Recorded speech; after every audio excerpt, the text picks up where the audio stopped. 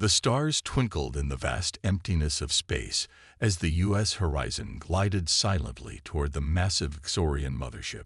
Commander Eric Mason stood on the bridge, his hands clasped behind his back, watching as the alien vessel grew larger on the view screen.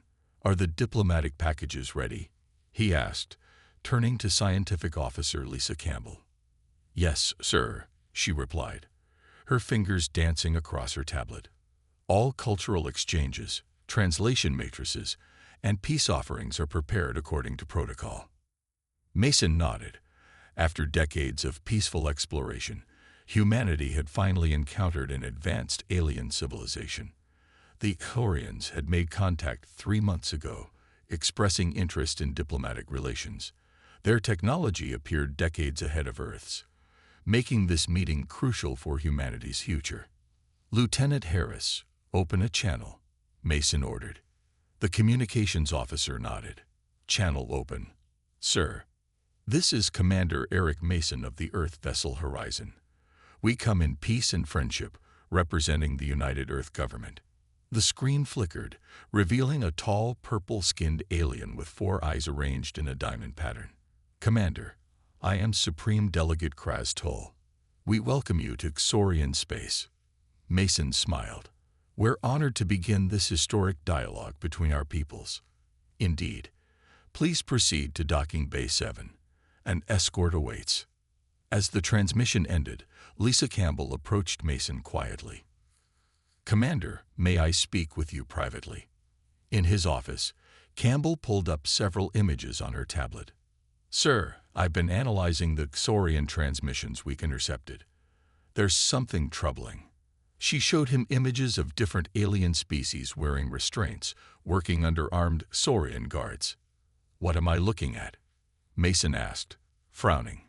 "Evidence that the Xorians have conquered at least 6 other species. These aren't allies or partners, they're slaves." Mason's jaw tightened. "Are you certain?" "The linguistic patterns in their communications are clear. They refer to these species as assets and resources.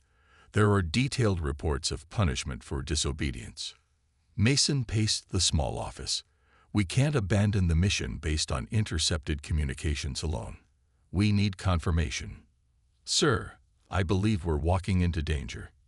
"Noted, Officer Campbell. Increase security protocols. Tell the team to stay alert, but we proceed as planned." 4 hours later, Mason led a delegation of 7 officers into the grand meeting hall aboard the Xorian mothership. The room gleamed with metallic surfaces, and strange symbols covered the walls. Supreme Delegate Kraz Toll waited with 5 other Xorians. "Welcome, humans," Kraz Toll said, gesturing to a large circular table. "Please, be seated." As the Earth delegation settled into their chairs, Lisa Campbell noticed a small movement near the ceiling. Tiny panels were sliding open. "Commander," she began, but never finished. Energy beams shot down from the ceiling, striking 3 officers who collapsed instantly. Mason dived under the table as more beams crisscrossed the room. "Betrayal," shouted Security Chief Alan Peterson, drawing his weapon before a beam caught him in the chest. Mason grabbed Campbell's arm, pulling her toward the exit as Peterson and 2 other officers provided covering fire. Kraz Toll laughed, a chilling sound that echoed through the chamber. "Did you really believe we considered your species equals?" The Xorian called out. "You will serve the Empire like all others." Mason and Campbell reached the doorway as Lieutenant Ryan Phillips, Engineer Amanda Reeves, and Medical Officer Daniel Jackson fell to Xorian weapons. The doors sealed behind them as they ran for their shuttle. "Horizon, prepare for emergency departure," Mason shouted into his communicator. They barely reached their shuttle as Xorian security forces flooded the docking bay. The small craft took heavy fire as it escaped into open space, racing toward the horizon. Once safely aboard their ship, Mason stared at the view screen as the Horizon accelerated away from the mothership. A transmission came through, showing Kraz Toll's smug face. "Your species will submit, Commander. The Xorian Empire has determined humans are fit only for servitude. We have studied your planet for decades. Surrender or face extinction. As the horizon jumped to faster-than-light travel, Mason turned to Campbell, his face grim. Set course for Earth. We need to warn them. In his quarters, Mason recorded a message to Earth's Defense Council. First contact has failed. The Xorians are hostile conquerors who have enslaved multiple species. They've taken 3 of our officers captive. We have evidence of their intentions and capabilities. He paused, looking at the stars streaking past his window. And they're coming for Earth next. Admiral Diane Wright stood at the window of the Defense Council chamber, watching the lights of Washington, D.C. shimmer in the evening rain. Behind her, 12 grim-faced council members sat around a large oval table. The holographic display in the center showed the U.S. horizon approaching Earth. "The ship will dock in 30 minutes, said General Samuel Martinez, checking his tablet. "Commander Mason requests an immediate meeting." "Granted," Admiral Wright said, turning back to face the council. "And call Intelligence Officer Zhao. We need every bit of information on these Xorians." The room fell silent as the gravity of the situation settled over them. First contact had been humanity's dream for generations. Now it was becoming their nightmare. When Commander Mason and Scientific Officer Campbell entered the chamber 2 hours later, their exhausted faces told the story before they spoke a word. "They knew exactly who we were," Mason said after presenting his report. "The ambush was planned. They've been watching us." Lisa Campbell stepped forward, activating her tablet. "We intercepted and decoded these Xorian transmissions." She projected images showing Earth cities, military bases, and resource centers. Some of these surveillance records date back 20 years. Intelligence Officer Kevin Joe nodded. "That matches our findings. We've detected unusual signals from the outer solar system for decades, but couldn't identify their source." "What do they want?" asked Council Member Julia Patterson. "Conquest," Mason answered simply. "They'd done it before, to at least 6 other species that we identified. The Xorians see themselves as the only truly intelligent life form in the galaxy. All others exist to serve them." Admiral Wright walked slowly around the table. "Options. We could attempt further diplomatic communication," suggested Council Member Gregory Watson. "Perhaps there was a misunderstanding." "3 of my officers are captured or dead," Mason said sharply. "There was no misunderstanding." General Martinez studied the Xorian ship schematics that Campbell had managed to scan. "Their technology exceeds ours in most areas. Direct conflict would result in heavy casualties." "So we surrender?" asked Patterson, her voice rising. "Never," Wright said firmly. "But we must be smart. We need more information, more time." After hours of debate, the Council drafted a message to the Xorians. "We seek peaceful coexistence, but will defend ourselves if necessary. Return our captured personnel immediately as a sign of good faith." The reply came 3 days later, but not as a transmission. Lieutenant Olivia Barnes stared at her monitor in the Lunar Observation Base, her heart racing. "Control, this is Lunar Station Alpha. 6 unknown vessels have appeared near Mars orbit. Confirm identification." "Lieutenant," came the reply. "Confirmed Xorian signatures matching Commander Mason's report," Barnes said, watching in horror as the alien ships approached the Mars colonies. "They're charging weapons." The Defense Council watched the live feed as the Xorian ships opened fire on the Mars outposts. Bright flashes marked the destruction of research stations and mining facilities. 873 colonists died in minutes. "That's their answer," Wright said, her voice ice-cold. General Martinez slammed his fist on the table. "We need to deploy everything we have. The lunar bases, the orbital platforms." "Not yet," Wright interrupted. "They're testing us, seeing how we respond." Kevin Joe studied the attack pattern. "They deliberately left the primary colony intact. They want us to know they could have killed everyone." "What's our response, Admiral?" Mason asked. Wright was silent for a long moment. "We prepare, but carefully. No obvious military buildup that they can detect. Move our prototype weapons from the Jupiter testing grounds to the underground facilities on Earth and the Moon. And the public? Asked Patterson. Limited information. We don't want panic, but people need to know the situation is serious. As the council members left to execute their assignments, Lieutenant Barnes called again from the lunar base. Admiral, the Xorian ships have changed course after the Mars attack. Long-range scans show at least 15 more vessels entering the solar system. Estimated time of arrival? Wright asked. At current speed, 5 days until they reach Earth orbit. Wright turned to Mason. 5 days to prepare for the first wave. Let's make them count. Outside the council room, Mason caught up with Admiral Wright. There's something else you should know.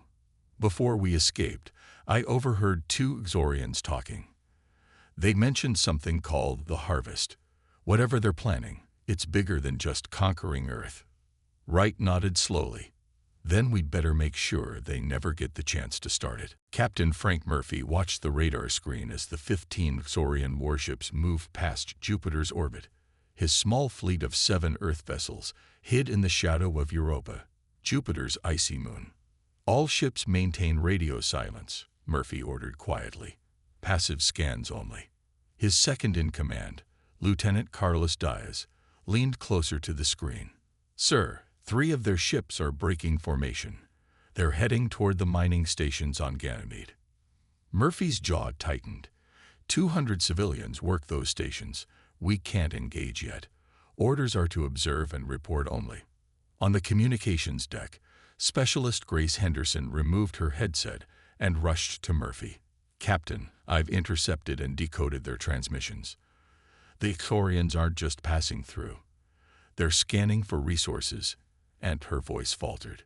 And what, Specialist? They're categorizing humans by physical attributes. They're planning to take people, sir, for labor camps and experiments. Murphy felt cold anger rise in his chest. Send this to Earth immediately, encrypted channel. As Henderson returned to her station, a bright flash lit up the view screen. The mining station on Ganymede erupted in flames. They're killing everyone, Diaz whispered. Not everyone, Henderson said, her voice shaking as she listened through her headset. They're taking prisoners, young, healthy workers. Murphy made his decision. Prepare for emergency rescue operations. Small craft only, no signatures the Xorians can trace. Get as many people out as we can. Back on Earth, cities worldwide prepared for invasion. Civilians moved into underground shelters built during the Cold War and expanded over decades. Military forces took positions around major population centers. In Denver, at the North American Defense Command, Dr. Natalie Foster worked frantically in her lab. She hadn't slept in 3 days, analyzing the scans of Xorian ships that Mason and Campbell had brought back. Look at this, she said to her assistant, pointing to energy readings from a Xorian shield. Their defensive barriers operate on a frequency pattern. There's a 3-second reset cycle between modulations. Can we exploit that? Her assistant asked. Maybe, Foster said, running another simulation. If we can time our weapons to hit precisely during that reset window, we might breach their shields. The lab door opened, and Admiral Wright entered with General Martinez. Please tell me you have something, Wright said. A potential weakness in their shield technology, Foster explained. But we'd need to modify our weapon systems and calculate exact firing sequences. How long? 48 hours for a prototype. Martinez shook his head. The Xorian fleet will reach Earth in 36 hours.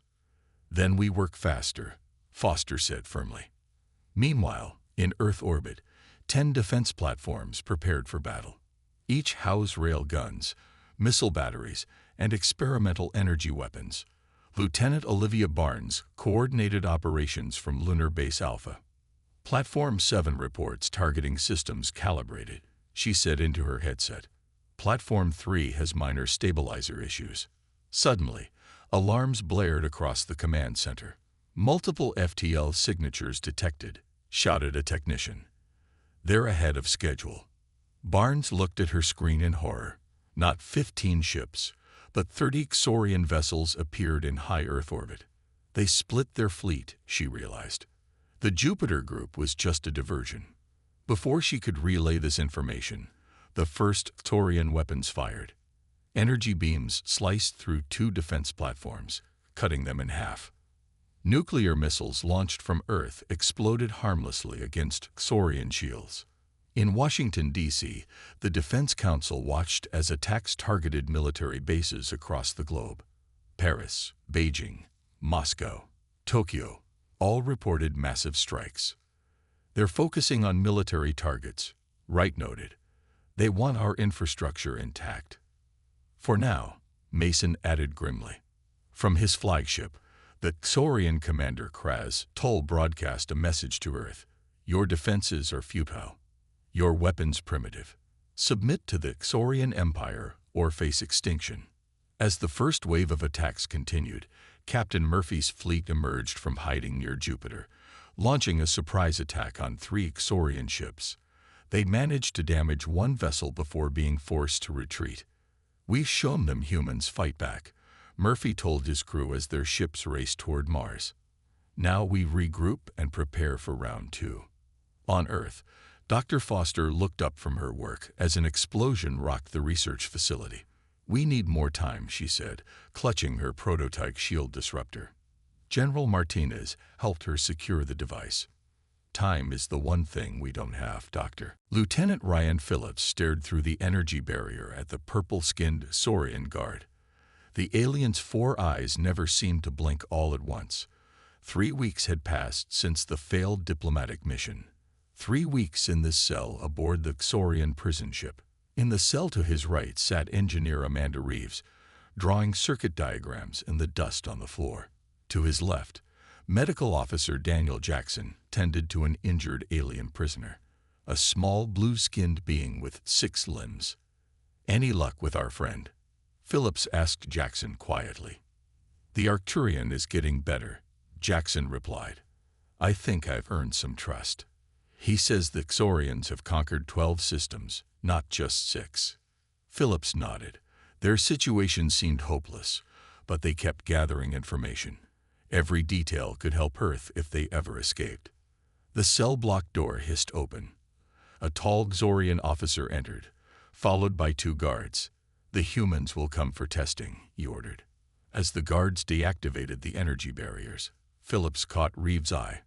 She nodded slightly, showing him a small metal object hidden in her palm. For weeks, she had been secretly removing tiny components from their cell fixtures. The guards led them down a long corridor, lined with cells containing various alien species. Some looked nearly human. Others had multiple limbs, unusual skin colors, or strange body shapes. All looked defeated. These aliens, Jackson whispered to Phillips. The Xorians treat them like animals. I've counted at least 8 different species. Silence, barked a guard, striking Jackson with an energy prod. The medical officer fell to his knees but said nothing. They entered a large laboratory. Other aliens were strapped to examination tables. Some had surgical cuts. Others were connected to machines that monitored their responses to various stimuli. A Xorian scientist approached. Secure the humans.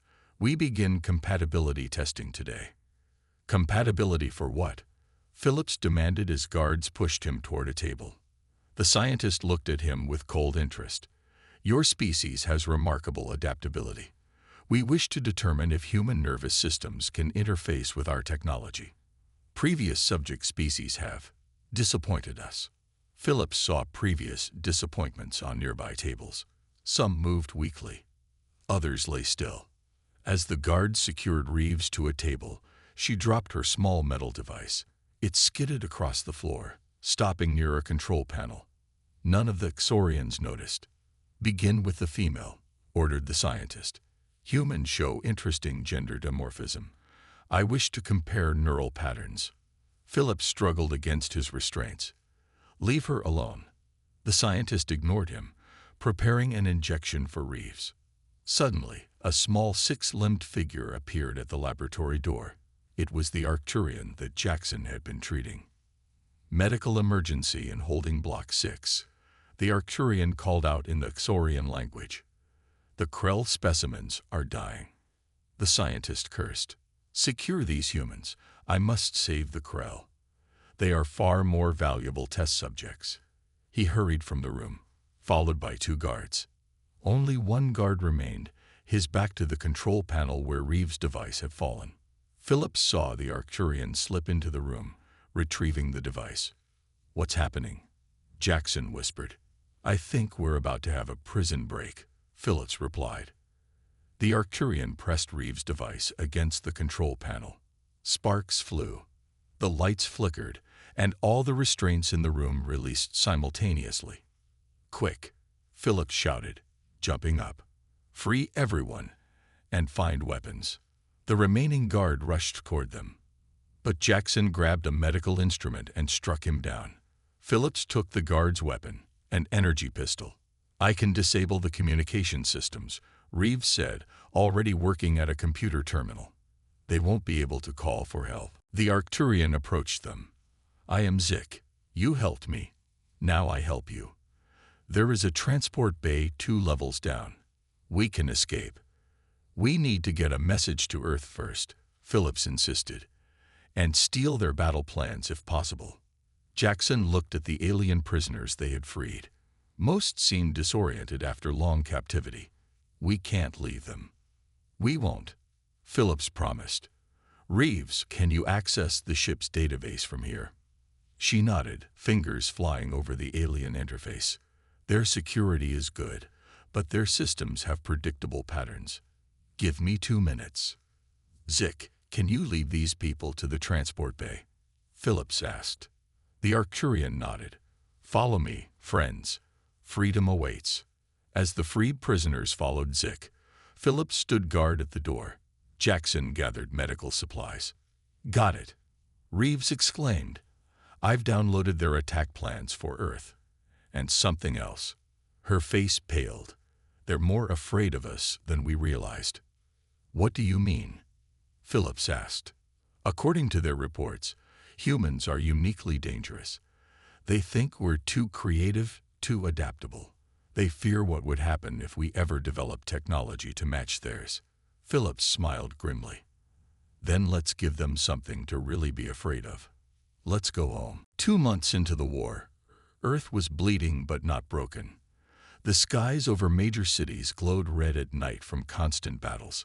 Craters marked places where Xorian weapons had struck, but humanity fought back with surprising strength.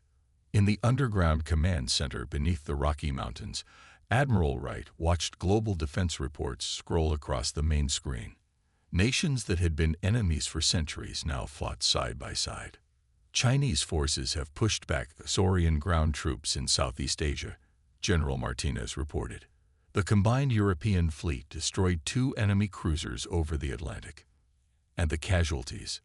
Wright asked quietly. Martinez's face darkened. 8 million civilians. 4 million military personnel. About 30% of our global infrastructure is gone. Wright nodded, her expression revealing nothing of her inner pain. "And the new weapons system?" Professor William Carter stepped forward. He looked exhausted, his clothes wrinkled from days in the lab. "We've developed working prototypes based on Dr. Foster's discovery. The shield disruptors can create a 3-second window when Xorian ships are vulnerable." "How many do we have?" Wright asked. 12. "We need to place them on fast, maneuverable ships that can get close to Xorian vessels." Major Nicole Wright, the Admiral's daughter, entered the command center. Her Special Forces uniform was torn and dirty from recent combat. "My team is ready for deployment, Admiral." The older Wright looked at her daughter with a mix of pride and worry. "This mission has a 15% survival probability, Major." "Better odds than doing nothing," Nicole replied with a grim smile. Before they could continue, alarms blared throughout the command center. Lieutenant Barnes rushed in from the communications station. "Admiral, we're picking up a small ship entering Earth's atmosphere. It's using an old Earth identification code." "Xorian trap," Martinez suggested. "No, sir. The code is specific to the U.S. Horizons diplomatic team. It's Lieutenant Phillips. The command center erupted in activity. An hour later, Phillips, Reeves, and Jackson were brought in, along with several alien refugees, including Zik the Arcturian. The three officers looked thin and battered but determined. "We didn't expect to find anyone still alive," Phillips said, looking around the command center. The Ixorians told their prisoners that Earth had already surrendered. "Far from it," Wright assured him, "though it hasn't been easy." Engineer Reeves approached Professor Carter with a data device. "We stole their battle plans and technical specs. Their next attack will be massive. They're bringing their entire remaining fleet." Carter took the device eagerly. "This could change everything." Jackson stepped forward. "There's something else you need to know. The Ixorians are afraid of humans. Their scientists believe we have unusual potential, more creativity and adaptability than any species they've encountered. That's why they attacked so quickly," Phillips added. "They feared what we might become if given time to develop." Admiral Wright studied the battle plans Reeves had stolen. A massive Ixorian fleet was gathering for a final assault. Over 200 ships, far more than Earth had faced so far. "We can't win a conventional war against these numbers," Martine said quietly. Wright turned to face the room. "Then we stop fighting conventionally." She pressed a button on her console. "This is Admiral Wright. I am authorizing Operation Prometheus. Authentication code: Echo November Delta 72. A stunned silence fell over the command center. Professor Carter was the first to speak. "Admiral, those systems were never meant to be used except as an absolute last resort." "And what would you call our current situation, Professor?" Wright asked. Major Nickel looked confused. "What is Operation Prometheus?" Carter answered, his voice low. "For decades, Earth governments have been reverse engineering technology from crashed alien craft. We developed weapons and defenses far beyond what we publicly acknowledge. Why weren't they deployed earlier?" Phillips demanded. "Because they're terrible," Wright said simply. "They break international laws, and possibly universal ones.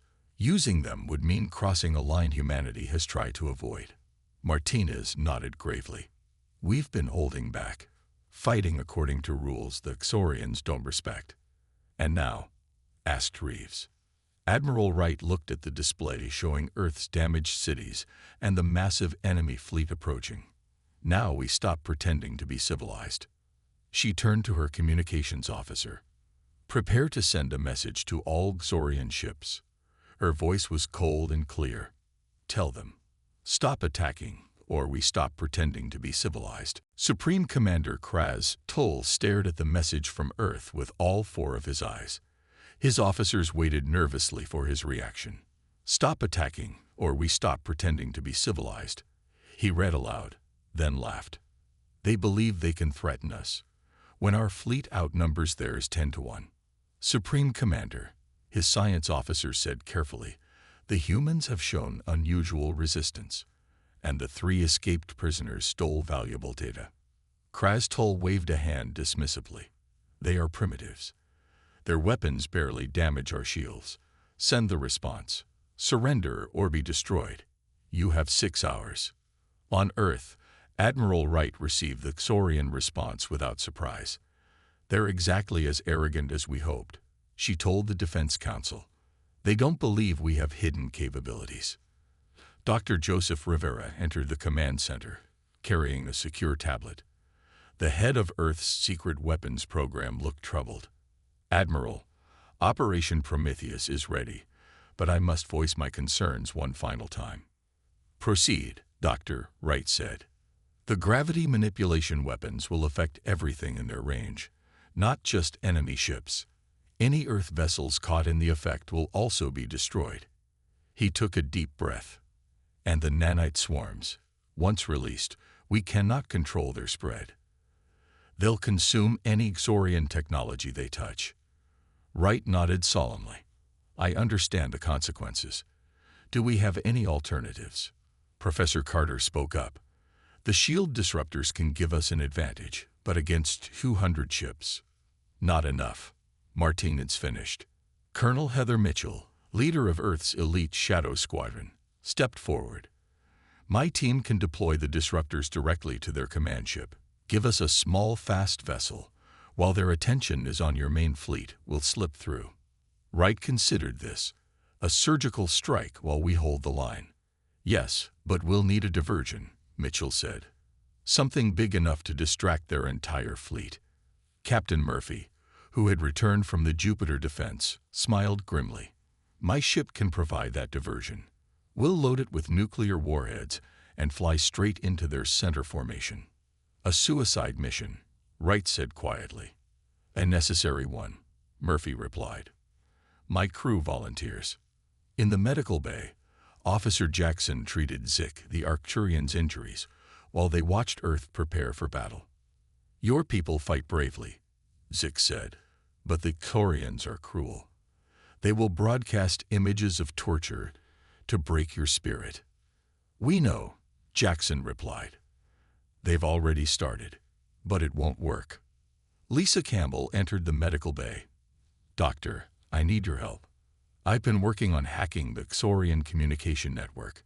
If we can break in, we can broadcast their atrocities to all the worlds they've conquered, sparking rebellions across their empire, Jackson realized. Exactly.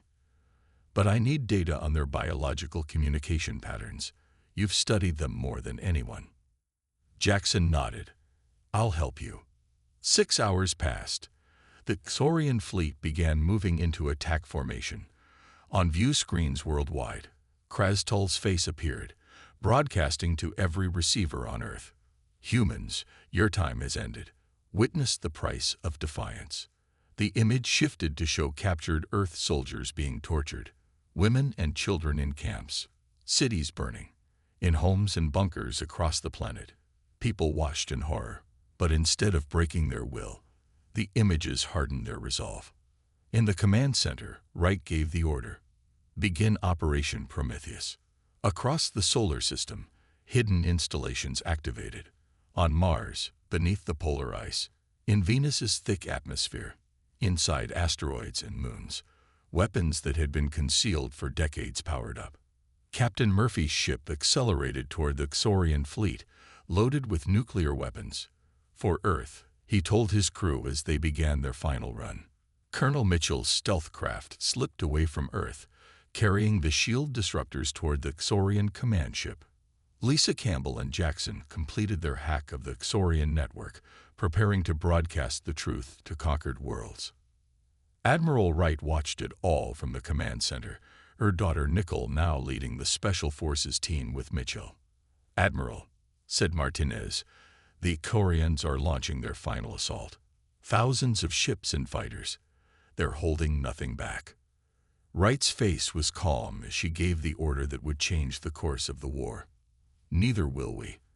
Activate all Prometheus weapons. Full deployment. She looked at the message they had sent to the Xorians one final time. We warned them, she said quietly. Now they learn what humanity is truly capable of when pushed too far. The stars seemed to bend around Captain Murphy's ship as it accelerated toward the heart of the Xorian fleet. His crew worked calmly at their stations, each person knowing these were their final moments. Xorian weapons locking on, reported Lieutenant Diaz. 30 seconds to impact. Murphy nodded. Send the signal to Earth. Operation Sunburst commencing. As Murphy's ship prepared to detonate its nuclear payload, Colonel Mitchell's stealth craft approached the massive Dorian command ship. Her team of 6 soldiers checked their equipment one last time. Remember, Mitchell told them, we need to place the shield disruptors on 6 key points. Major Wright will take the engine section. I'll take the command center. Major Nicole Wright adjusted her spacesuit. Once the shields drop, the Xorians will know we're here. We'll have 3 minutes at most. Then we make every second count, Mitchell replied. At that moment, Captain Murphy's ship collided with the Xorian fleet's center. The nuclear explosion tore through 3 enemy vessels, creating chaos in their formation, exactly as planned. Now, ordered Mitchell, as her team launched from the stealth craft, using jetpacks to fly toward the Xorian command ship. Back on Earth, Dr. Foster watched the battle from the command center, her shield disruption technology now in the hands of Mitchell's team. Beside her, Engineer Reeves monitored Xorian communications. "They're confused," Reeves reported. "The explosion damaged more ships than we expected." Admiral Wright nodded. "Begin Phase 2. Deep in the asteroid belt between Mars and Jupiter, hidden installations activated. Massive cannons emerged from what had appeared to be ordinary asteroids. On Venus, concealed beneath the clouds, energy collectors that had been gathering solar power for decades came online. All Prometheus weapon systems activated," reported General Martinez. "Ready to fire on your command." Wright hesitated for just a moment. Fire. From across the solar system, weapons unlike anything humans had publicly acknowledged streaked toward the Xorian fleet. Gravity wells collapsed space around enemy ships, crushing them instantly. Beams of condensed solar energy from Venus burned through Xorian hulls like paper. Krastol stared in disbelief at his command console as reports of destruction poured in. "Impossible. Where are these weapons coming from? Why didn't we detect them?" An officer responded, panic in his voice. "They were hidden, Supreme Commander. Our scans show weapons platforms throughout the system, disguised as natural objects." Before Krastol could respond, the lights on his ship flickered. "What's happening?" he demanded. "Our shields are failing in sections," the officer reported. "Something is." Colonel Mitchell's team had successfully placed the shield disruptors. As the massive command ship's defenses failed, Earth forces concentrated their fire on it. Mitchell and her team raced back to their craft. "Right, where are you?" she called into her communicator. "Almost there," Nickel replied, running through Xorian corridors. "I placed a bonus gift in their engine room. Quantum destabilizers. You weren't authorized to." "Thank me later," Nickel interrupted. "Those destabilizers will disable their weapon systems for 10 minutes, enough time for us to escape and for Earth to press the advantage." Meanwhile, Lisa Campbell completed her hack of the Xorian communication system. With Jackson's help, she began broadcasting footage of Xorian atrocities to every conquered world in their empire. "It's working," she said, watching feedback signals. "We're getting responses. The Arcturians, the Centaurians, the Rigelians, they're all seeing the truth." In the Xorian prison camps throughout their empire, Slades watched as the truth was revealed. On dozens of worlds, rebellion sparked simultaneously. On the command ship, Krastol received desperate messages from governors across his empire. Uprisings everywhere. How is this possible? The ship rocked with explosions as Earth's weapons continued their assault. For the first time, real fear showed in all 4 of Krastol's eyes. "Retreat," he ordered. "All ships, retreat and regroup at Base Station Alpha." But many Xorian ships never received the order. The nanite swarms released by Earth's Prometheus weapons were consuming Xorian technology, spreading from ship to ship, disabling systems faster than they could be repaired. As Mitchell's team escaped the command ship, they witnessed something none of them expected. Nearly half the Xorian fleet was turning against the other half. "What's happening?" Mitchell asked. Nickel checked her scanner. "The enslaved crew members. They're fighting back." Campbell's broadcast worked. From the command center, Admiral Wright watched as humanity's hidden strength changed the course of the war in a single hour. "Send a message to all Earth forces," she ordered. "Press the advantage. Show no mercy." 6 months after Earth revealed its true power, the galaxy had changed forever. The Xorian Empire, once feared across dozens of star systems, lay in ruins. Their great ships drifted as empty husks, consumed from within by Earth's nanite weapons. Their conquered worlds celebrated freedom, many for the first time in centuries. In what was once Krastol's throne room aboard his command ship, now docked at Earth's new orbital station, Commander Eric Mason stood before representatives of 17 alien species. "On behalf of Earth, I welcome you all to this historic gathering. Mason said. Today we begin forming the Galactic Alliance of Free Worlds. Zik the Arcturian stood beside Mason as translator and advisor. The small blue alien who had helped the Earth prisoners escape now served as ambassador of his people. For too long, the Arcturians ruled through fear and division, Zik told the assembly. Humanity showed us another way. Not just how to fight, but when to fight. In the observation deck above, Admiral Wright and Professor Carter watched the proceedings. They still don't fully understand, do they? Carter said quietly. Wright shook her head. They think we won because of superior weapons. They don't realize our greatest weapon was restraint. Should we tell them that we've had the technology to travel between stars for nearly 50 years? Carter asked. That we chose to stay quiet and build our strength. Not yet, Wright replied. Let them get to know us first as allies, not as a potential new threat. Down on Earth, Major Nickel Wright led a tour through the ruins of what had once been Chicago. Alien dignitaries followed her, their environmental suits protecting them from Earth's atmosphere. We lost millions, Nickel explained, gesturing to the memorial garden, where names of the fallen scrolled endlessly across black granite walls. But we never lost hope. A tall, green-skinned alien stepped forward. My world was under Xorian control for 300 years. We forgot what freedom meant. How did humans resist so effectively? Nickel smiled sadly. We're stubborn, and we've been preparing for threats like the Xorians since we first looked to the stars. In a secure facility beneath Geneva, Medical Officer Daniel Jackson testified before a tribunal. In the dock sat Kraz Tull and 40 other captured Xorian leaders. I witnessed systematic torture of prisoners, Jackson stated. Experimental procedures performed without anesthesia. Entire populations reduced to slave labor. The tribunal, composed of judges from Earth and liberated worlds, listened solemnly. This was the first interstellar war crimes trial in history. Kraz Tull glared at Jackson with all four eyes. You pretend to be civilized, yet look what you did to my empire. Your weapons violated every principle of warfare. Jackson met his gaze calmly. We warned you.